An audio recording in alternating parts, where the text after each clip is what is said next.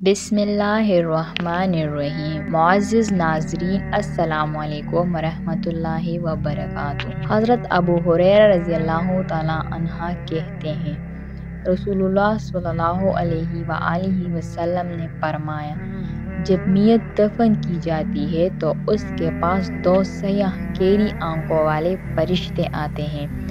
इनमें से एक का नाम मुनकर और दूसरे का नाम नकीर है। दोनों उससे पूछते हैं, तुम इस आदमी यानी मोहम्मद सल्लल्लाहु अलैहि वसल्लम के बारे में क्या कहते हो?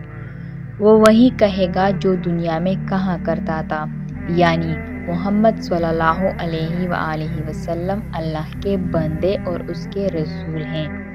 मैं गवाही देता हूँ कि अल्लाह के सिवा कोई आला नहीं और मोहम्मद सल्लल्लाहु अलैहि वसल्लम उसके बंदे और रसूल हैं। दोनों फरिश्ते जवाब में कहते हैं, हम समझते थे कि तुम यही जवाब दोगे। फिर उसके कब्र 70 हाथ फराख कर ली जाती है और उसे रोशन कर दिया जाता है।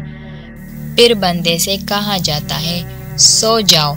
वो कहता है, मैं अपने अहले वयाल में वापस जाकर उन्हें अपनी माफ़िरत की खबर देना चाहता हूँ। फरिश्ते जवाब में कहते हैं, ये मुमकिन नहीं, बल्कि अब तुम दुल्हन की नींद जैसी पुरसकून नींद सो जाओ, जिसे उसके महबूब के अलावा कोई नहीं जगाता।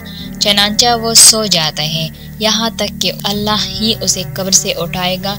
अगर मरने वाला मुनाफिक हो तो वो फरिश्तों के सवाल के जवाब में कहता है, मोहम्मद सल्लल्लाहु अलैहि वसल्लम के बारे में मैं भी वही कुछ कहता हूँ जो लोगों को कहते सुना था।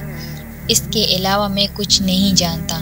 दोनों फरिश्ते कहते हैं, हमें मालूम था तुम यही जवाब दोगे।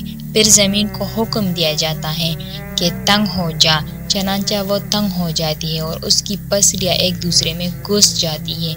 मुनाफिक अपनी कब्र में क़यामत तक इसी अज़ाब में मुब्तला रहता है।